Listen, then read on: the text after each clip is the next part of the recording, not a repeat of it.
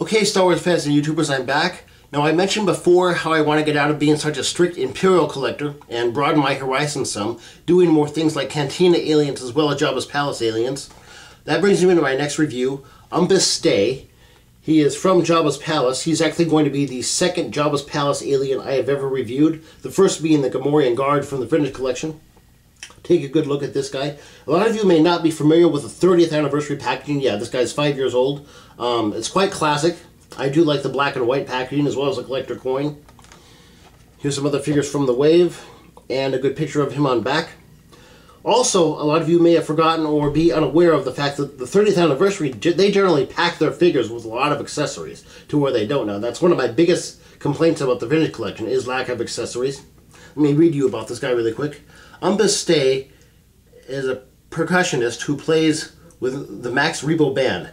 Because Klatooinians revere great age, they were in awe of the species such as the Hutts, who lived for centuries. He worked as Jabba's spy before being put in the band to protect the Hutt from his many enemies. Here's a good picture of him from the movie as well. Can you see that? The lighting's not the greatest in here.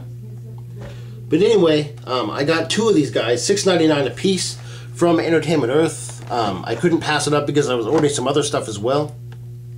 Here's the figure. And here is half of the drum right here. I told you about the accessories. If you want the other half, another character actually does come with the Legacy Collection. You can complete the drum. I've got his name written down in my notes. Excuse me. The name of the other figure is that's AK Rev from the Legacy Collection. It looks like he's from Wave 1 of Legacy, so you can get those guys and put this drum together. But anyway, the accessories this guy comes with, he comes with quite a few. I'll read them off.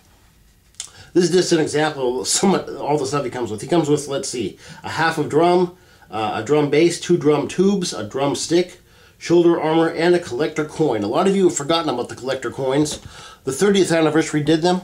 The first time they actually came out, the coin is right here, was with the Power of the Force 1 line of around 1985. The original collector coins, and then they start doing them again for the 30th anniversary. But this coin is impressive. Here's the back of it as well.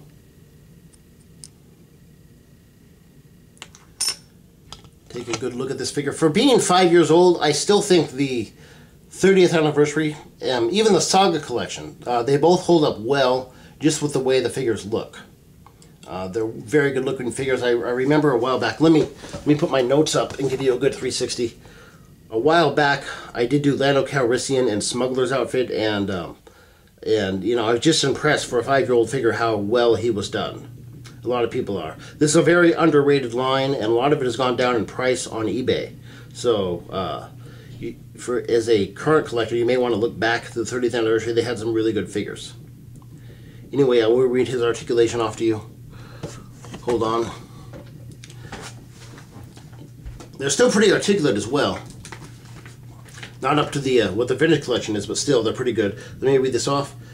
He's got removable armor and hood. He's got a ball-jointed neck.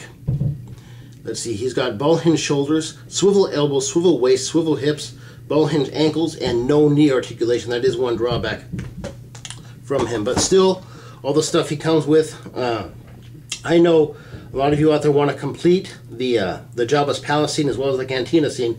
I know Boshek71 is into the Jabba's Palace scene. I believe he told me he does have Jabba, and he's trying to complete the collection with, you know, as best he can. I can understand it. A lot of the ways, like I like to redo Imperial scenes, you know, big Imperial lineups with Stormtroopers and stuff. A lot of you feel the same way about Jabba's Palace and the Cantina, so I can certainly understand wanting to collect. But anyway, this is a must for anyone who wants to complete Jabba's Palace and the Max Rebo Band. Overall, with all the stuff he gets, you know, I know he's lacking a bit in articulation. I still want to give him an 8.25 or an 8.5, just for all the accessories he has on him and the coin and everything. Anyway, a good figure. You may want to look him up on Entertainment Earth. He's still there. There's one thing that I don't understand that they do. They've got a less than perfect figure for $11.99. Then they've got a mint figure for $6.99. So I don't know why you pay more for a figure of less quality. But anyway, you can still get them at Entertainment Earth, perhaps on eBay or a local hobby shop or something. Anyway, I hope you enjoyed this review. This is Supreme signing out, and as always, thank you for tuning in.